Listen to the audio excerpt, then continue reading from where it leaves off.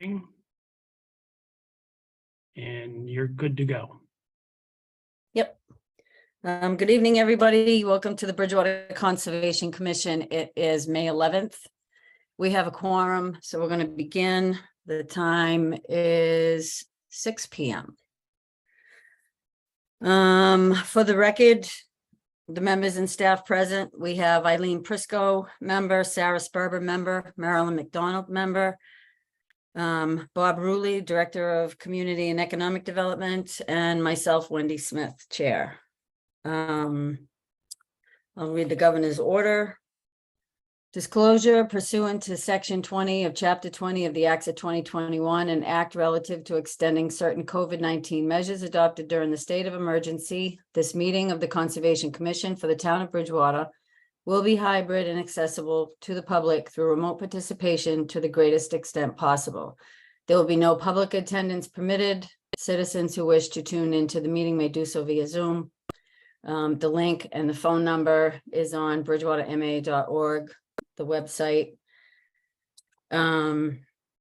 So tonight, just under public hearings, we have new business. We have a request for determination for 4 Birch Hill Road and a notice of intent for 108 Cherry Street.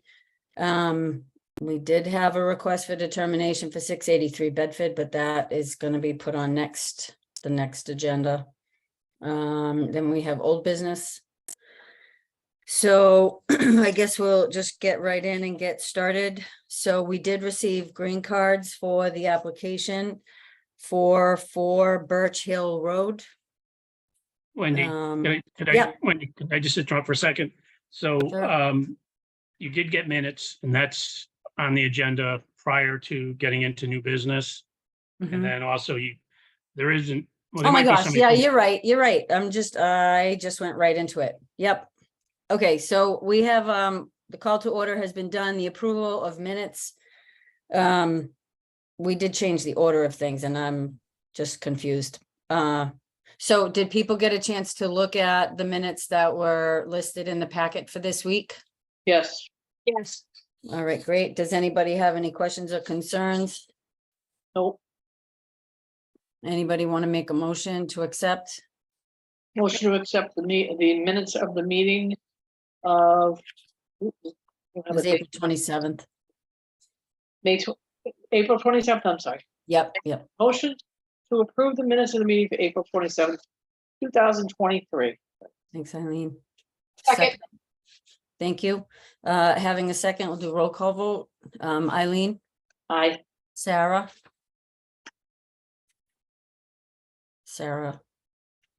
There's on mute. Sarah, roll call vote for the minutes. Sorry, it wouldn't let me unmute. Aye. Okay, thank you. Marilyn Aye. and myself, aye. Thanks.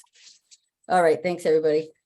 Next up too, we have public comment. So if there's anybody that is in the waiting room online that has any questions for the Conservation Commission or any comments, you can either raise your hand in the chat format like that you can do, or you can wave your hand at Mr. Ruley and he can let you in.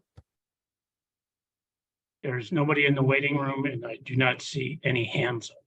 Okay, all right, thanks. Now we have public hearings.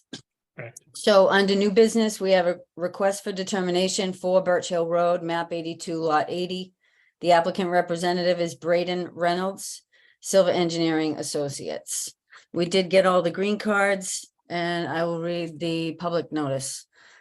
For Birch Hill Road, legal notice, public hearing notice, Conservation Commission, Bridgewater, Massachusetts. In accordance with, I'm sorry, thought I had that shut off.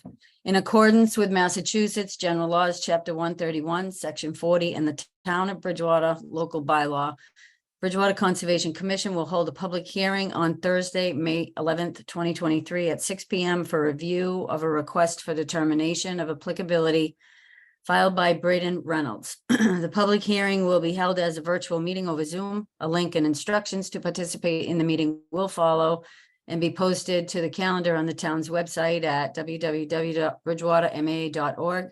Property is identified as Assessors Map 82, Lot 80, through Lot 84 Birch Hill Road. All interested persons are encouraged to attend.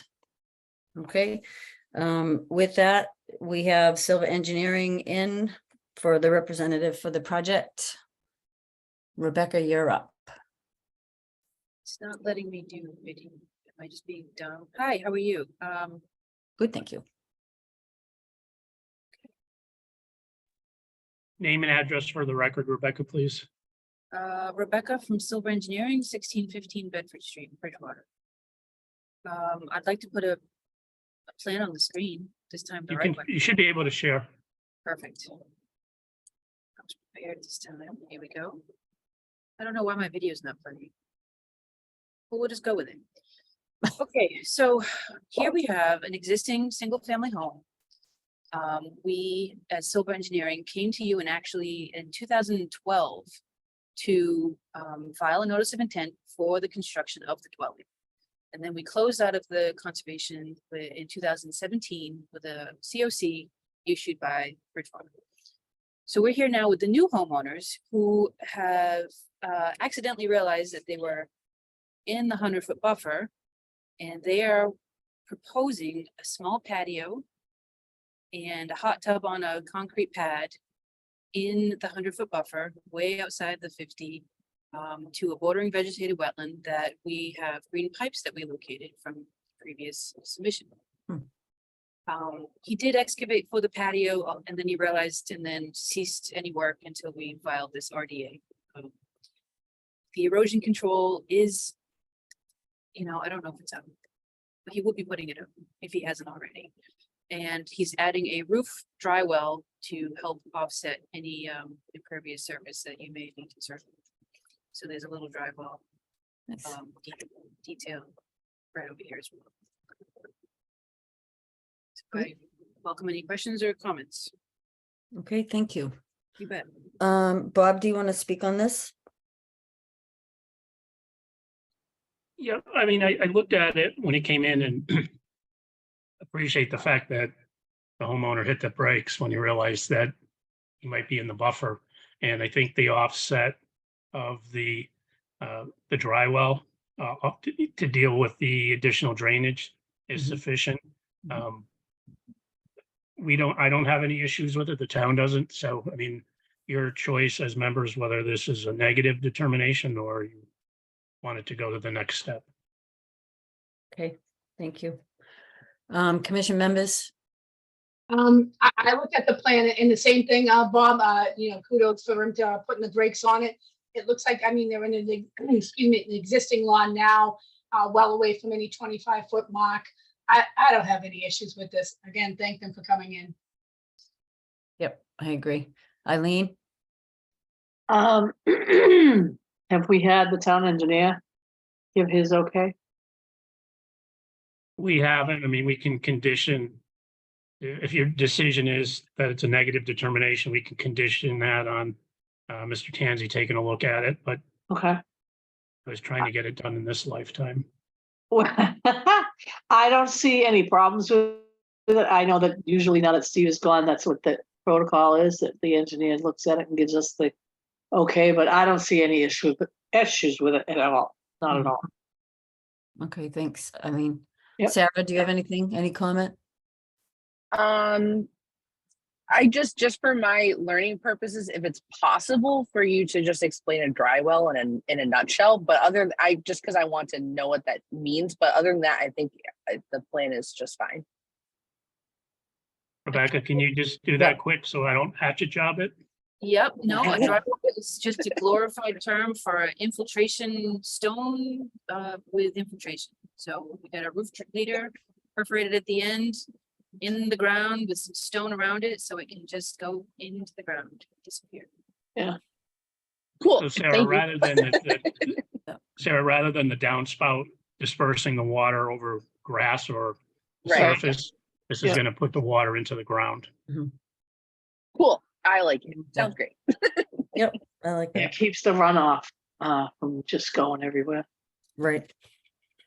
Okay, I don't have any concerns about it either, looking at it. One of the one of the deck is outside the 100, the other one's just on the other side of the 100 and way before the 50. So I mean, Yeah, it looks fine to me, and as long as that siltation barrier is put up, I'm Yep. glad he put the brakes on and did the right thing and went before, what he had to do. So I'm good with it. I don't have any other questions. Is there anybody in that is online that might be in a butter that has any questions or concerns that they would like to bring forth?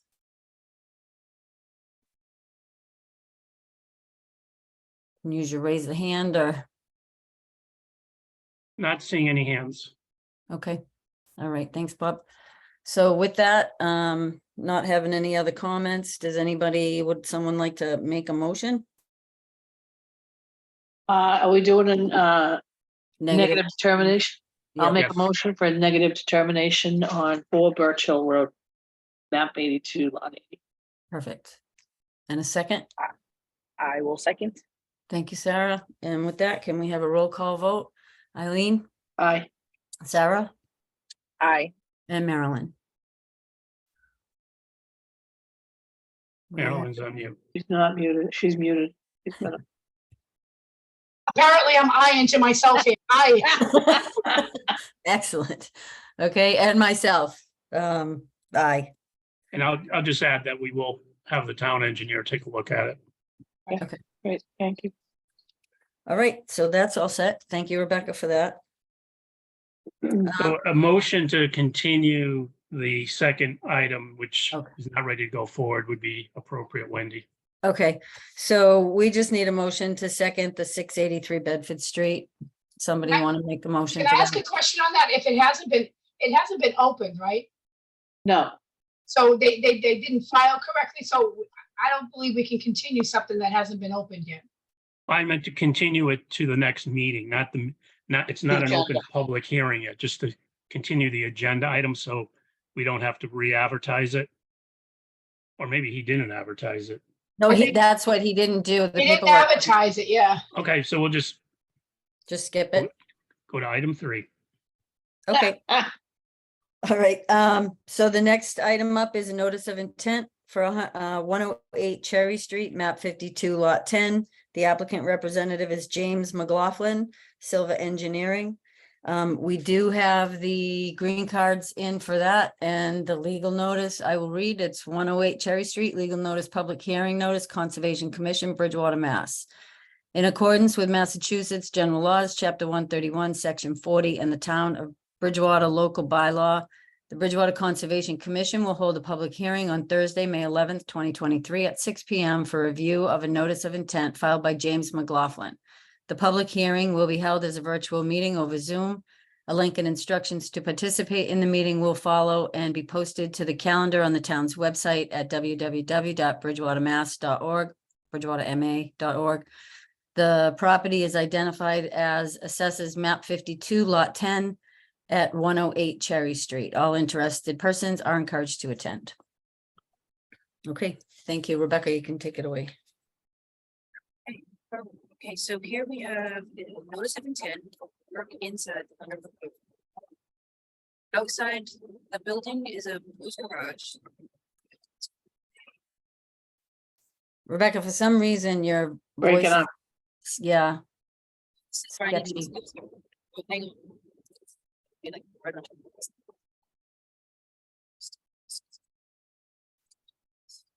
Okay, so we have a proposed garage on a single family dwelling. Inside the 100-foot buffer. Outside the 50 because of the building setback requirements. The erosion control is outside the 25. We had Ken Thompson flag it. It's a potential vernal pool with, it's actually isolated land subject to flooding. I can show you a picture of the location too. So, Your audio is still a little shaky. still shaky. How about if I get way close? Yeah, All right, so we're gonna connect the driveway to the driveway. The use is gonna be mostly storage of big boy toys and landscaping equipment, oh, like lawnmowers and ATVs, that sort of stuff. I do have actually a picture of where this is gonna be. If I am talented enough, I'm gonna stop this for a second. I'm gonna do again. Sometimes not that good. Hang on, share. And, let's see, 1 second. We're still going through your prescription list from the last meeting, by the way. No, Oh, you're funny. I'm like, I am not doing that again. I'm like, I'm gonna be prepared. I'm gonna know what I'm doing. Picture 4.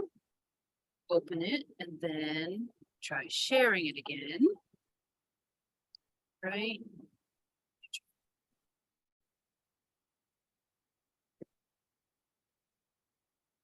See, I told you I'm not that talented. Let's try that again. It's a really good picture. It shows you right where it's going. Otherwise, I wouldn't do all this. There we go. Ta-da. All right, so that's the shed that you saw in the plan, and this area over here is kind of where it's going. These little bit of trees are gonna be removed, and it's over here, in this area, right here. Not sure if That is a one big garage. Isn't that a very large overhead door? it has to go to zoning board. Okay, all right. Because I know we had a problem on the other end of town with one. night. Yeah.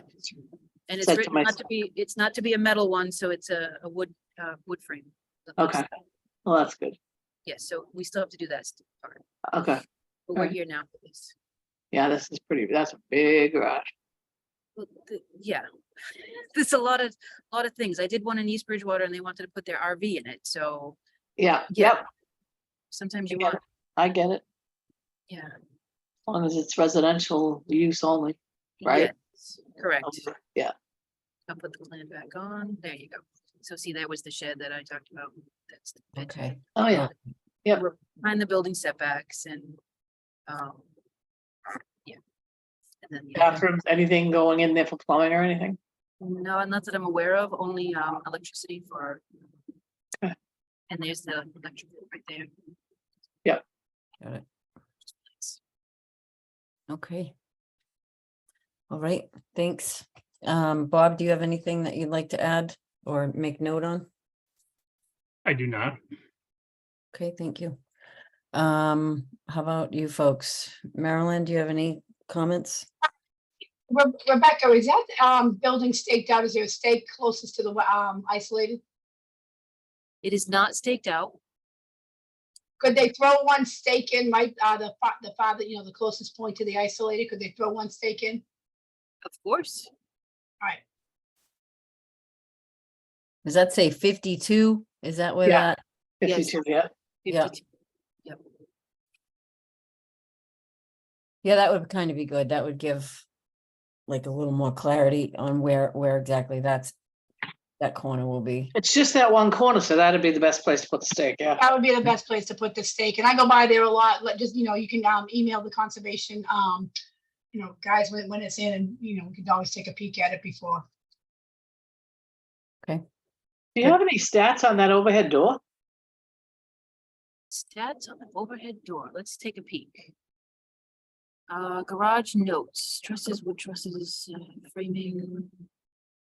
No. The door is only a standard, the height of it, you mean, huh? Yeah, it's just the height. It's the door is a 6'6". So that's, it's probably at least 10 or 12 feet. So there is a comment from Joe, who I Yeah. believe has some familiarity with this project. It says Yeah. that the garage door is 12 feet. Okay, Okay. thank you. And again, this still has to go to zoning. Oh, Mhm. no, I know, yep. All right, Sarah, do you have any comments, anything? I guess just a question during construction, does there need to be any like erosion control or runoff control or anything? There is I an just- erosion control shown on the drawing. That Yeah, was- that's beige. Okay. Yep. All right. Sorry. Thank No, you for pointing it yes, out. Absolutely, No, sorry, you're learning. yeah. Okay, and I don't have any questions. I guess it's outside the 25. So I guess it's good. I don't know. It is very big, but people have to do what they have to do for whatever they're Yeah, doing. whatever. Okay. Yep. So is there anybody in the waiting room that needs to ask any questions or make a comment on this? Any of the abutters? You can use the raise your hand feature or wave at Mr. Rowley. There is no one. Just a quick question, Rebecca, how is the rainwater or stormwater coming off the roof? How's that being treated?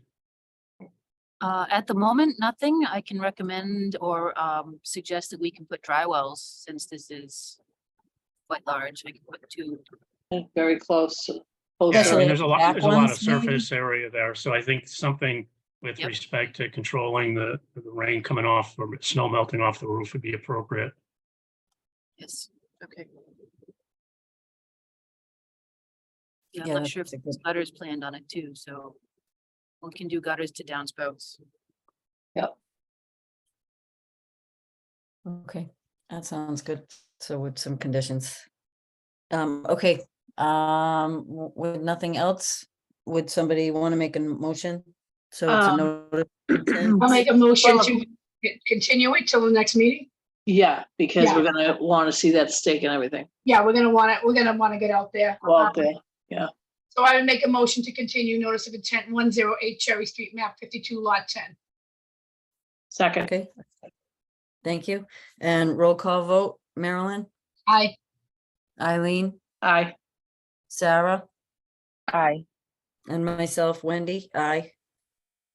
So we'll look at it again next meeting, which is gonna be on June the 8th.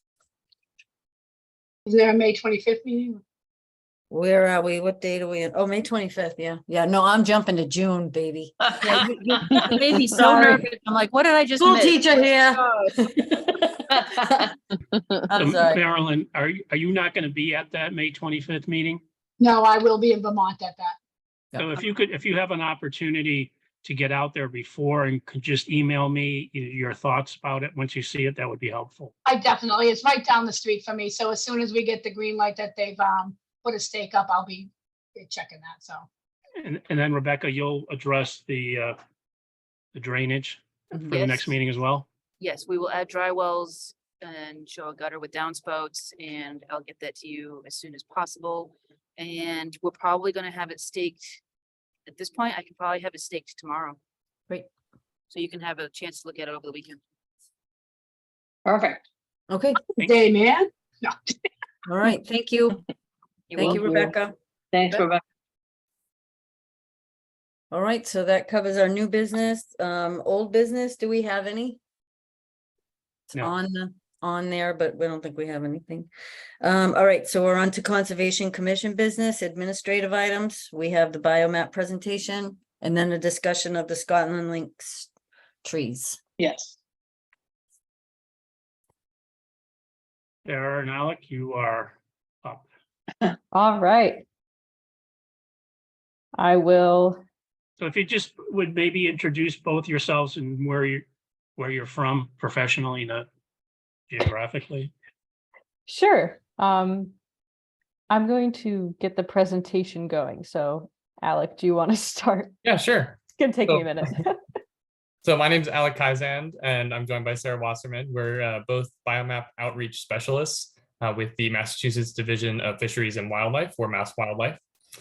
Our position is doing presentations like this and really engaging with community members on the newest release of biomap, as this is the third iteration of it.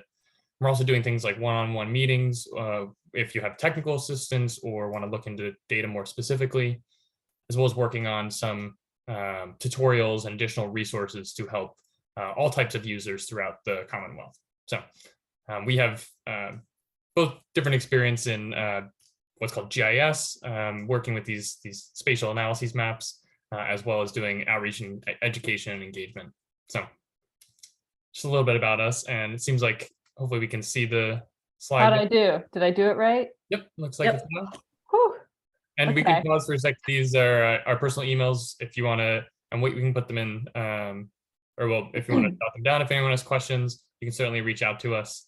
And as I said, we are from Mass Wildlife. However, the biomap product is it's a product of the collaboration between Mass Wildlife and the Massachusetts chapter of the Nature Conservancy. So we are working with both departments there. So All right, I think we're ready to sounds good. get going. Yeah, and we'll try to keep it as close to 20 minutes as we can. It's like a good deal of slides, and we Yes. want to do a short little demonstration of the website. But we'll get cracking because we want to be respectful of your time. Sounds good. So as Sarah said, we're going to start with a few slides and then switch over and show you a little bit about the website. So we'll get started. So Massachusetts is really teeming with life. As you all know, it's 3 million acres of forest and 1,500 miles of coastline, vast network of rivers and critical wetlands, support diverse natural ecosystems, which provide habitat for a wide variety of plants and animals. And these natural systems offer vital ecological benefits. They filter our air, they clean our water, and they provide food and economic opportunities, mitigating the detrimental effects of climate change and providing us with these recreational opportunities, all of which are really enriching the quality of our life. However, despite some significant progress and conservation successes, our biodiversity is at crisis at the global, national, and state scale. According to the National Wildlife Federation report from 2018, 1/3 of species in the US are vulnerable and 1 in 5 species are at high risk of extinction. Now in Massachusetts, we currently have 432 species on our endangered species list. And threats to our biodiversity include such things as habitat loss and fragmentation, invasive species, and emerging diseases, all of which are being compounded by climate change. If we want to reverse these trends, really urgent action is needed. And that's why we're excited to be here with you today to introduce Biomap, the future of conservation in Massachusetts.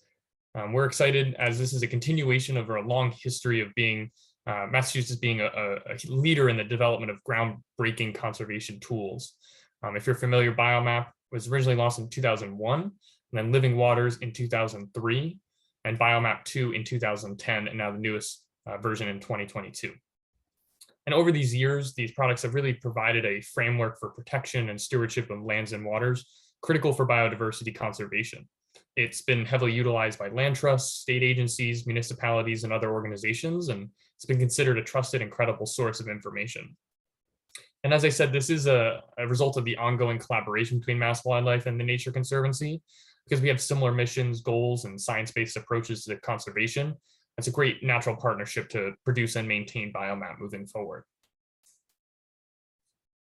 And with the newest edition of Biomap, we really see it as more than just a map. We see it as a map, a tool, and a vision for the people of the Commonwealth to come together and strategically protect, manage, and restore lands and waters that are most important for conserving biodiversity in Massachusetts, now and into the future. And we're excited to go through all the different pieces of it. And as we said, any questions we can certainly dive into. Now, we should have started with, but if you're familiar with the previous versions of Biomap, the conservation targets are grouped into the same 2 main elements, which are core habitat and critical natural landscapes. So core habitat, which you see in the darker green here, identifies those areas that are critical for long-term persistence of rare species and a wide diversity of resilient ecosystems. And then critical natural landscapes in the lighter green identifies large landscapes and habitat buffers that enhance resiliency, maintain connectivity, and support ecological processes. So together, core and critical natural landscape make up 2.4 million acres in the state. And if we're familiar with the previous iteration of Biomap, over 92% of Biomap 2 is included in this update of Biomap. However, there is some shift in some of the areas due to some removals due to things like new developments, and additions due to new data and new methodologies for some of the components. So those are the 2 main elements of it. But if we break down those 2 into their components, we can see they're made up of several different, as I said, these different components in them, including things like aquatic core, rare species core, and priority natural communities under that core habitat, as well as things like landscape blocks and those buffers and coastal adaptation areas, among others. And so we can see this with the interactive mapper, which we'll demonstrate in a little bit. You can start with that umbrella view or the elements view and looking at the core and critical natural landscapes. But if you were to filter to the components view, we can now see all these different colors, and that's showing us the different components within each of those umbrella categories.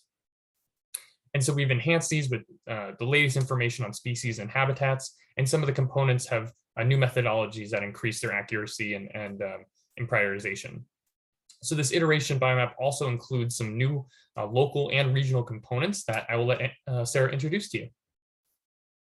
Thanks, Alec. I just want to thank you all again for having us tonight.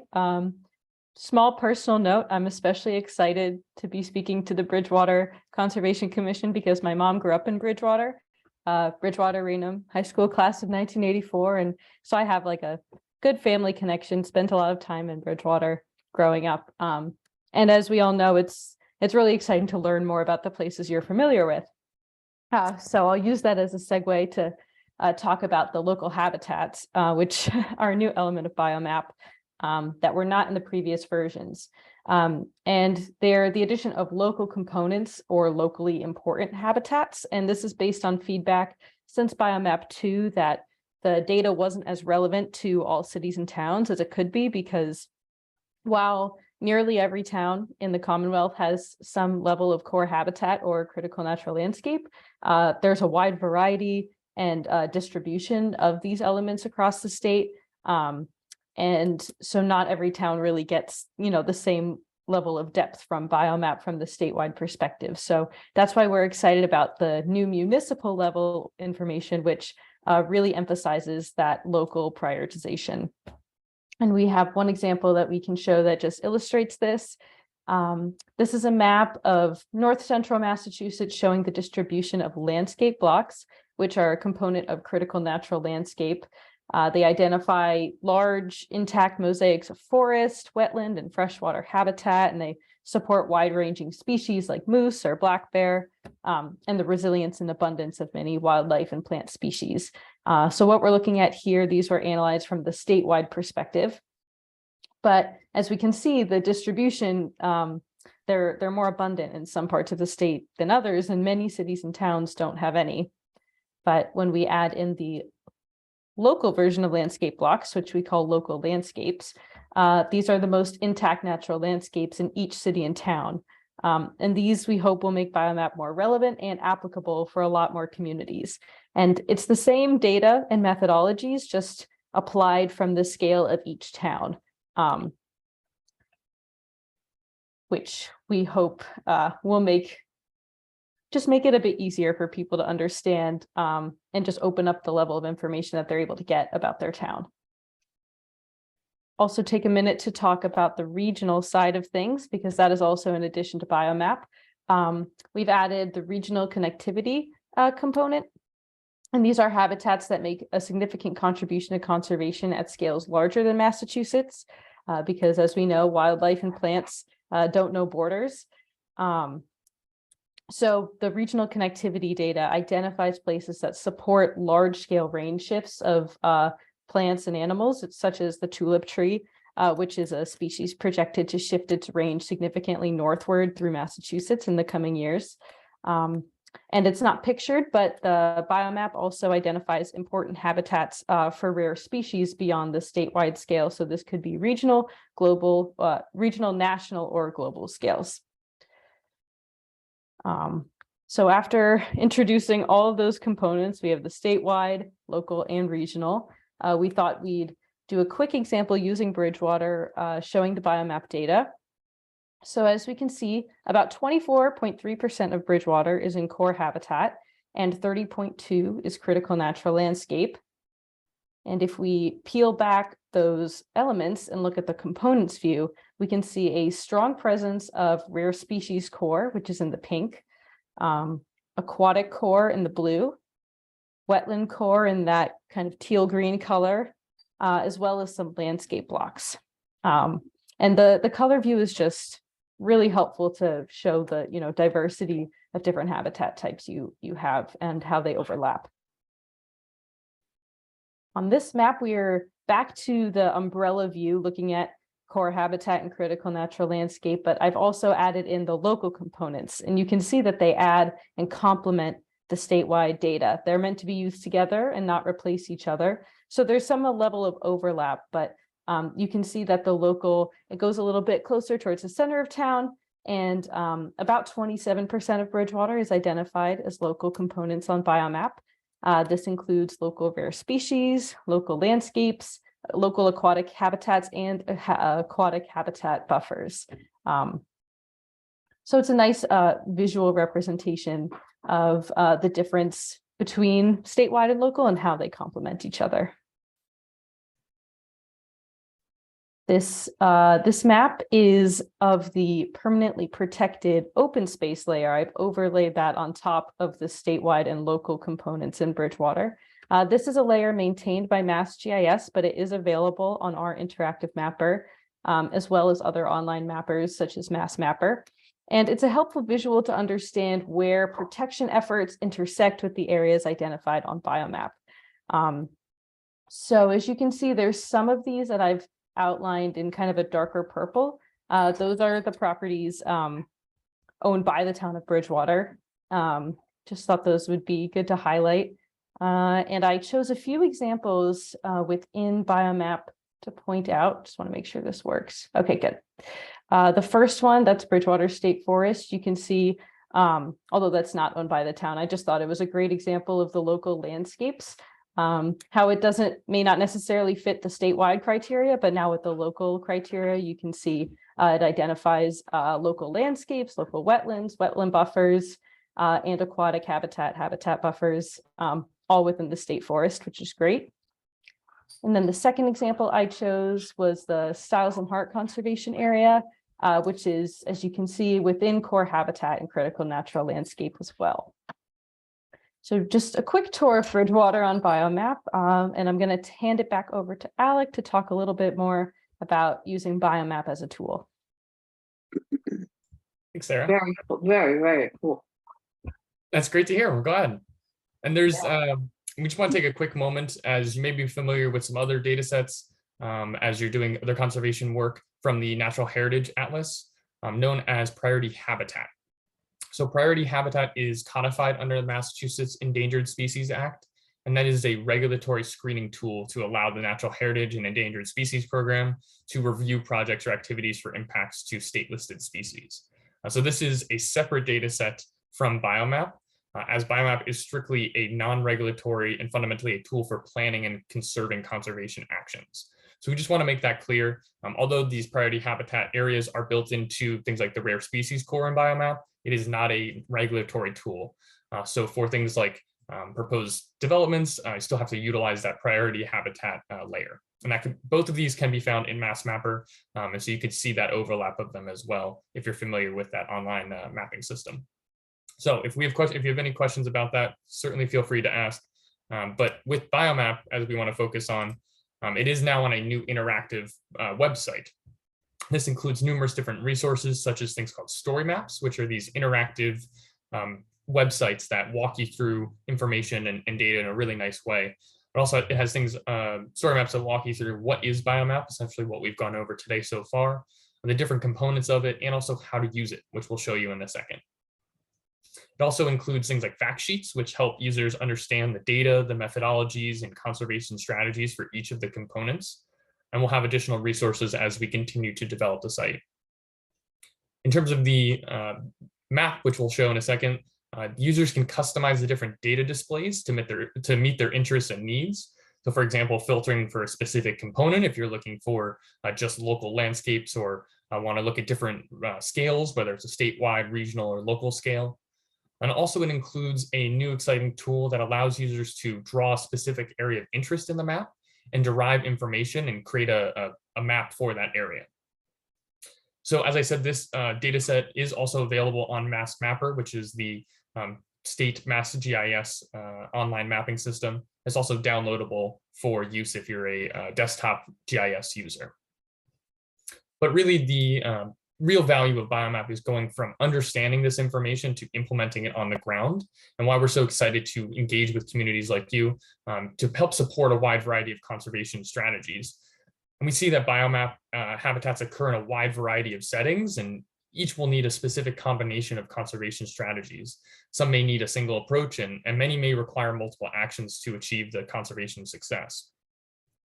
And one of those essential strategies is land protection to stop loss and habitat loss and fragmentation. As we said before, the core habitat and critical natural landscape make up 2.4 million acres in the state, and about 44% of which is currently permanently protected. And you can see in the map here that orange area is that permanently protected space.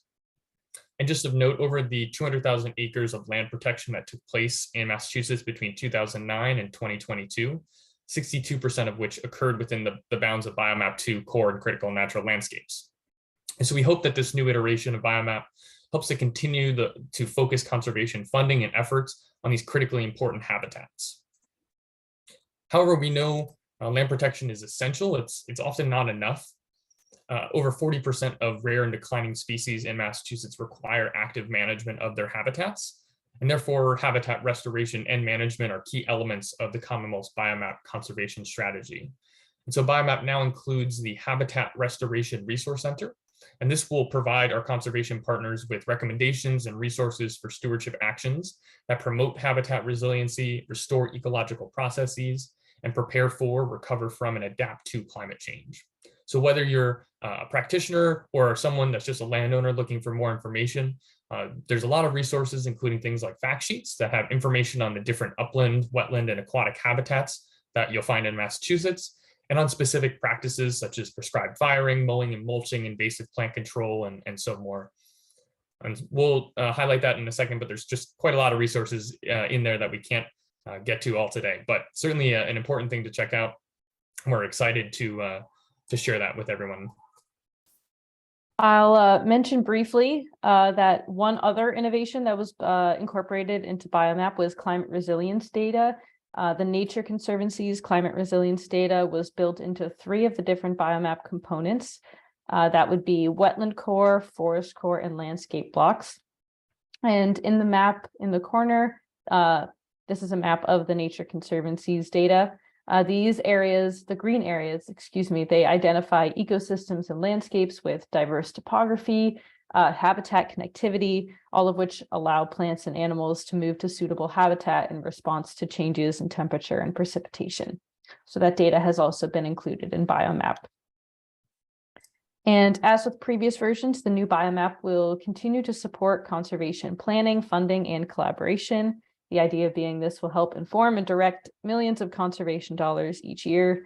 And it makes sense from a conservation perspective, of course, but it also provides a high return on investment for conservation dollars because Biomap habitats are designed to stand the test of time and support biodiversity and resilience now and long into the future. And there are a lot of great plans that have used Biomap, including from land trusts, state agencies, municipal plans. A great example is the Essex County Greenbelt up on the North Shore. They have a great, very rigorous land prioritization process that used Biomap 2 data, and they're in the process of updating it with the new Biomap data. And in Bridgewater, the open space plan from 2017 includes Biomap 2 data, as well as additional data from the Natural Heritage Program. And from a funding perspective, several entities, including the Division of Conservation Services, use Biomap as part of their criteria and grant programs.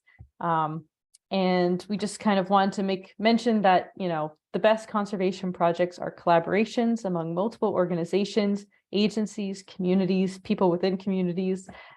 So we see Biomap as being a key tool in bringing people together to foster these robust partnerships. And along with that, we really see, as we said, envisioning a future in which people of the Commonwealth invest in strategic protection and stewardship of lands and waters that are most important for conservation biodiversity. In this future, these vital natural systems continue to protect us against the damaging effects of climate change. They continue to provide clean air and clean water, employment opportunities, and beautiful spaces for recreation.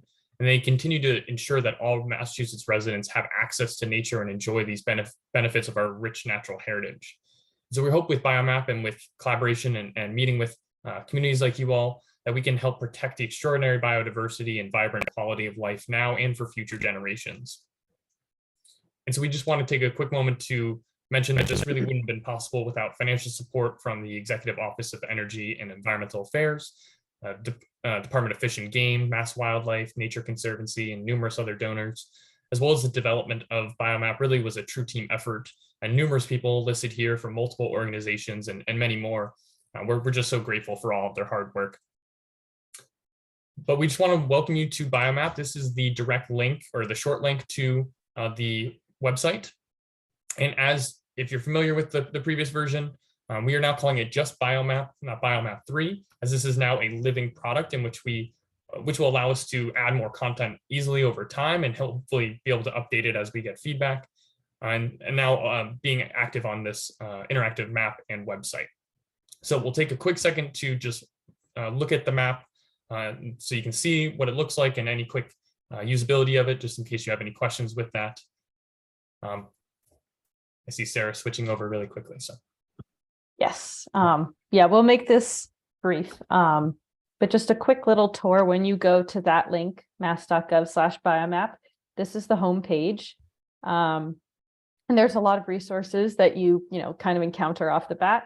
We have some of those story maps that Alec mentioned, and I have an example of one of those.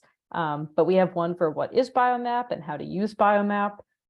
This is great for people who are, trying to learn or trying to, teach people that they work with, et cetera, or refresh their memories. But we've covered a lot of that information in this presentation. Information on the components, which we also talked about earlier, and what's new, which goes over, what's changed since the last Biomap. The map itself is on the home page, and if you're interested in downloading the data, this is where you can find the link to the MassGIS page. We also have a Connect With Us page. We're really looking for feedback. Bob has our email addresses, and we gave them, so feel free to reach out to us personally, but the Natural Heritage email is also available on that webpage, and we monitor that inbox.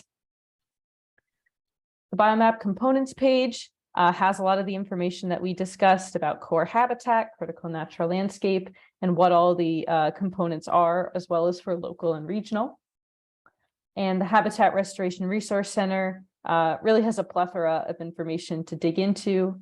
There's a story map about why we think restoration and management are essential, as well as habitat and management recommendations, management planning information, and practices. But in terms of this story map about why they're essential, you can see story maps are really nice because they have these like bright, vivid images, and the text moves in a bit more of a dynamic way than you would encounter on a typical web page. So we think they're great educational resources. So they're really heavily featured on our hub site, and they all link back to further fact sheets and information on the hub site. So we really encourage people to use and explore those resources. But when it comes to the map itself, just a quick tour. You have your, typical zoom in and zoom out. The home button takes you to this default extent. I will mention that Biomap is compatible on mobile devices, both the website and the map. And we have this feature called My Location, which essentially will find where you are when you click that button. So if you're somebody who's in the field, you're doing a site visit, or maybe you're just in your backyard and you want to know if you have any Biomap around, you can click that and it will kind of pinpoint you, and you can take a look on the map, see what Biomap data might be there. This feature is the base map gallery. So if you're interested potentially in something like land use change, or not change, but just land use in general, it allows you to change the background of the map, or maybe that's just your preference visually.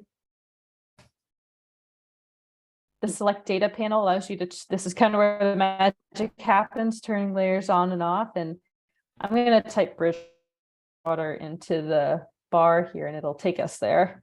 You can just play around with it real quick. But we encourage you to explore and again, reach out with us. I met with Bob a few weeks ago and kind of gave him the intro to Biomap. So that's what we're here for. The data appears to still. Your connection is wavering. yeah, I was wondering if that was me or Which is Sarah. normal, but unfortunate because we're kind of, you know, don't have a whole, but I'll just show while this is loading. We also have a mirror that allows you, a little funky to me too. I'm not quite sure if there's a solution. Can you hear us, Sarah? Alec, do you want to talk about the summary report tool real quick? And I can just kind of show whatever you say. When this Oh, you happens, can't for hear me, certain can people in you? the audience, I refer to this as the Woodstock version. Why don't you turn your video off? Seems like you just came back a little. Or I can run through it if it helps. Or if oh, did we lose her entirely? Oh wow. Whoopsie. It's all on you, Alec. All right, well, that's okay. Good thing I was ready. So as you said, so we're back on the, hopefully we see this screen. Yep. Okay. So in the middle here is where we're selecting the different data sets. So you can see Am the I check back? boxes. Oh, yes, you're here. I'm just gonna keep going, Sarah. 1 second. You can see the check boxes are showing us what's visible. And so you can turn on different layers, searching, and then you can see all the different components. You want to make sure that you uncheck that elements view so you can see what's underneath it. And so there's all these different layers that you can choose. Some are scale dependent, so you have to make sure you zoom in to be able to see them, like that assessor's parcel. But there is what Sarah was trying to show there. The third the third button here, the summary report tool. This is where you can summarize a report for an entire town. So if you search Bridgewater here, you can search and get a report for the entire town. So you'll see it's showing that outline. Or you can go to draw and either freehand draw a boundary. So maybe you want to outline a specific area, double click, and then it's going to do if you click report. And once it's done, it'll allow you to print a PDF version of that, which will also make a map for you that you can print and have as that. Or you can, if you don't want to draw, or maybe you want to do something specific to the parcels, if we go back to that draw and click the select by rectangle, you can actually select individual parcels. So maybe you're looking at this at a parcel level and want to get summarized information for that. If you do that, click report, this print button will show up. You can choose your layout, and then whatever you have visible at this moment, if you click print, this was a bad example because I rushed through it, but it'll take a second to make a map and it'll summarize all the information in that area. So that's a quick demonstration of that. This is also, I'll jump back to, it is also interactive. So if you click into the map, you'll get these pop-up windows that you can see information about the parcel data and all of the different biomap components that are there. So maybe there's one of many, and you can see I'm filtering through the different windows here. So that's a quick overview of all of that, and there's certainly more to be discovered, but we can pause for a second and get any questions that you might have, and we can look at something more specific if you want us to take a look. So I just want to say that I appreciate Alec and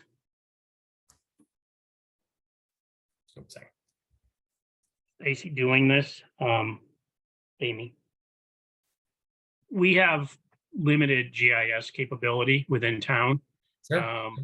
And so I think the last piece that Alex showed us is useful. Just when we have applications like we had tonight, we can put in a specific address and pull up that property, and not to question what an engineer is showing us, but also just there might be some things that they're not taking into consideration. So that was what I was most excited about.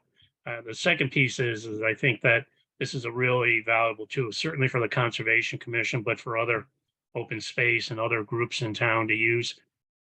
We talked about it when they did their initial presentation to Nicole and I, that I think this would be a really cool thing to do in the high school as well, to introduce students to something like this.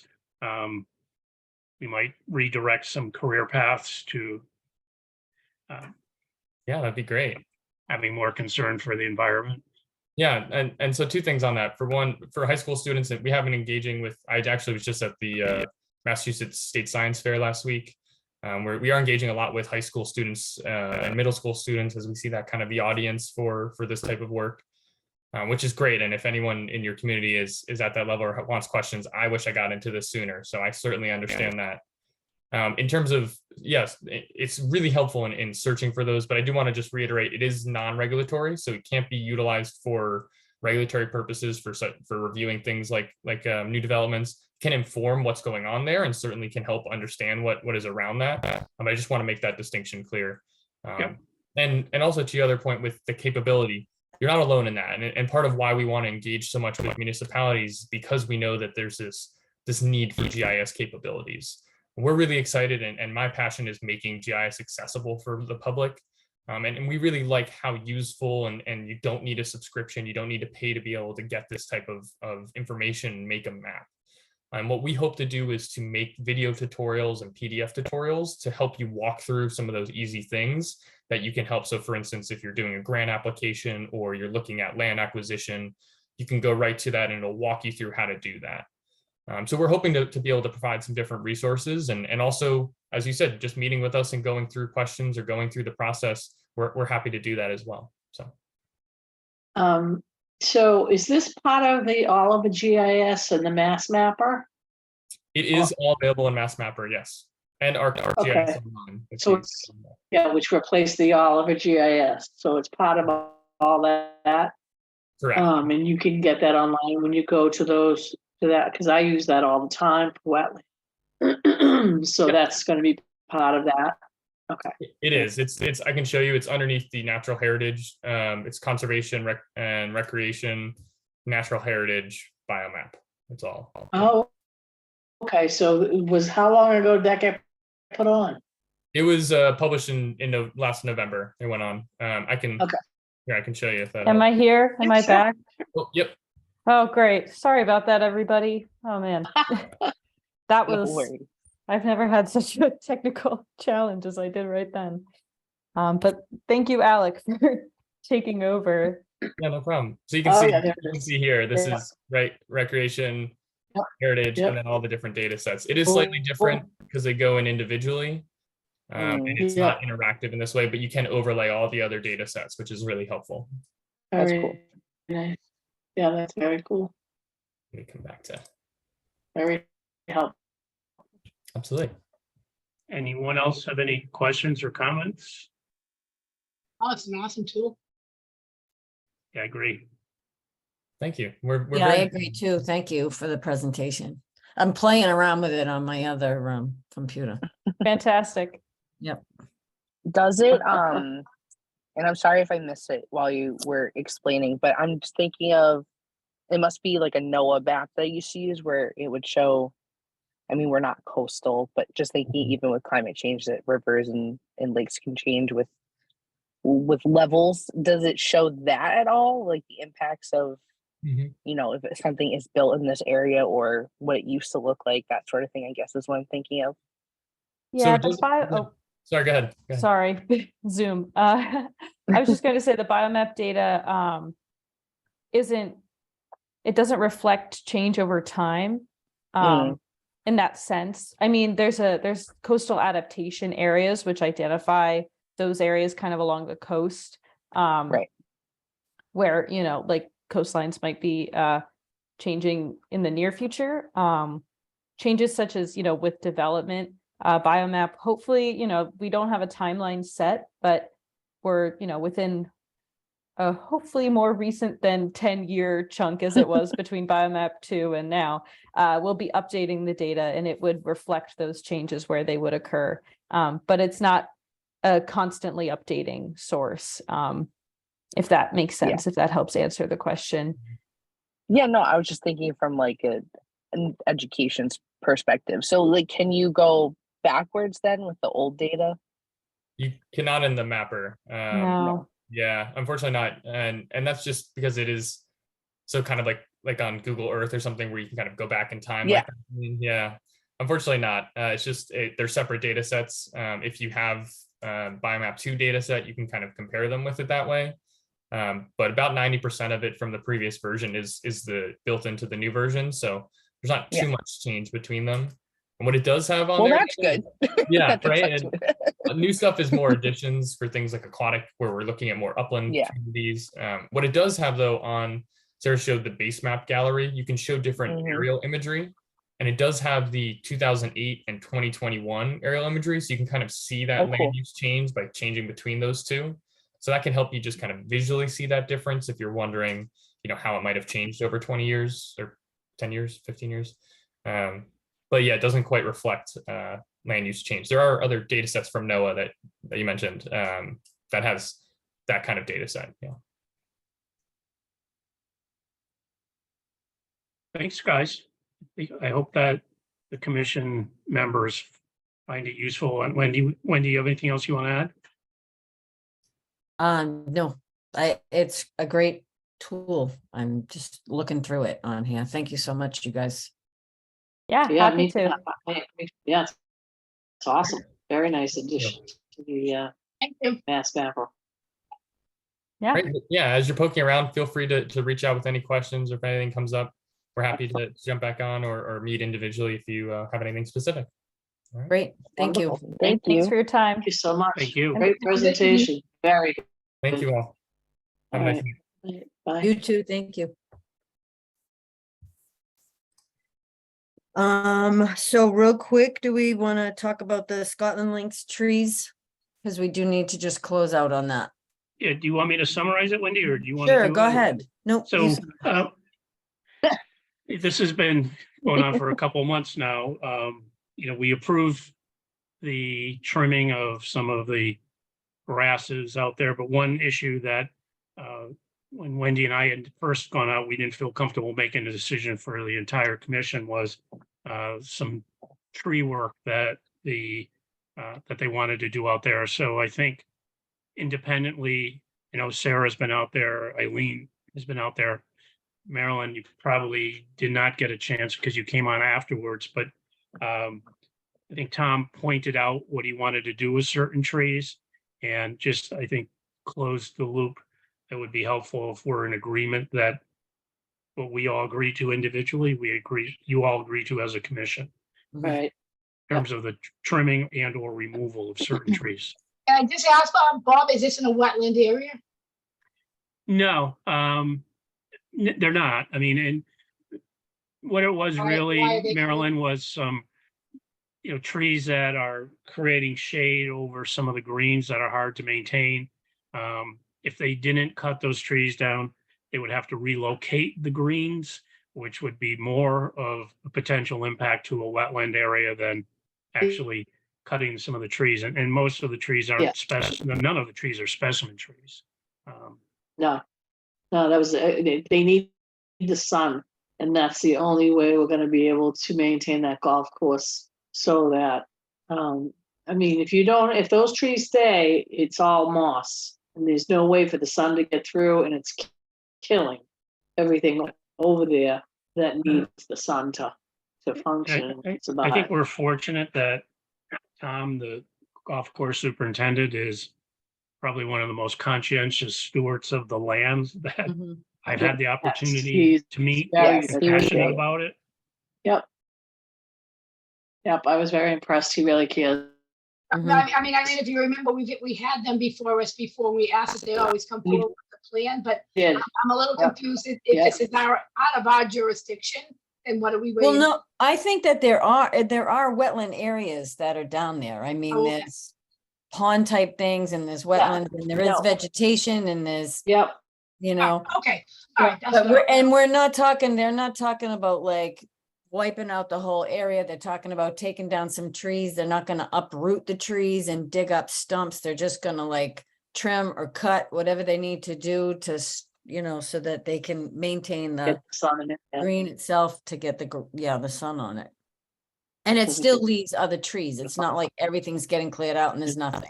Technically, they could do No, 10% and also, Yeah. Oh, yeah. this needs, there's brush and bush that's just growing and it's just it's very detrimental. Familiar to with the it. We forest. did big walks back in And- the day. If they're maintaining it, Yeah, I don't have an issue with that.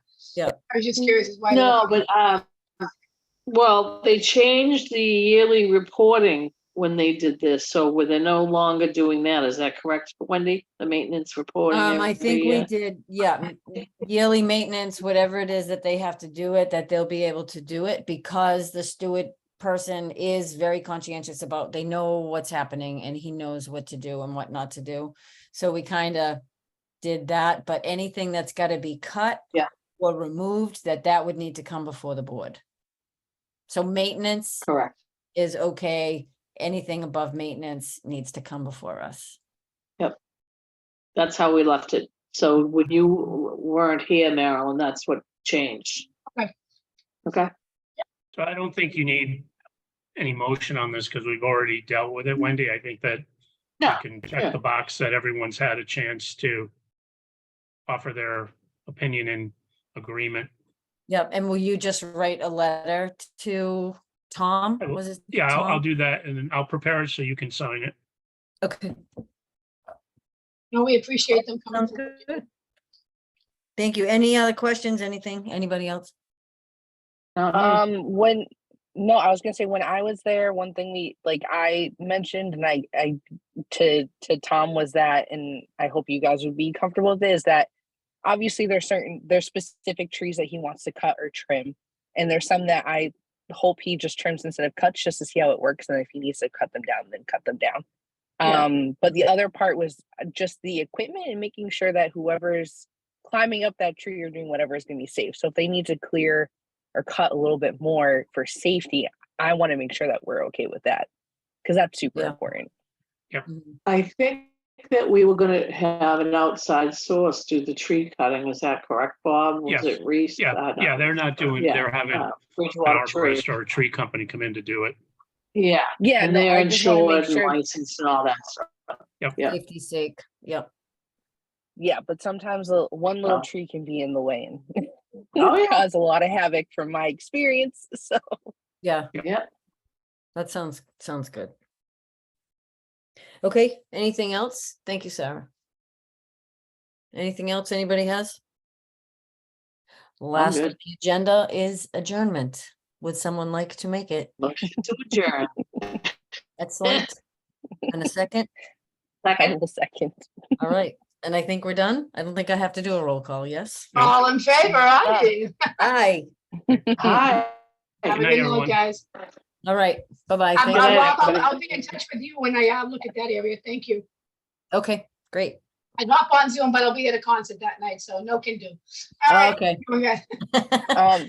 Bob, there's stuff for us to sign in the office, correct? Yes, Okay, and it did because I was just there last week, and then she sent the email after, so I just wanted to make sure it was. yeah, There there's is. lots, because I signed one too. There's Okay. like 8 pages that she's got to sign, so.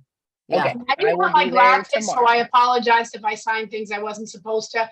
Shane was helping me. I'm like, I left my glasses in the truck, so if I said oh, something that I wasn't on, just put an error through it, but I had no eyes when I was in there.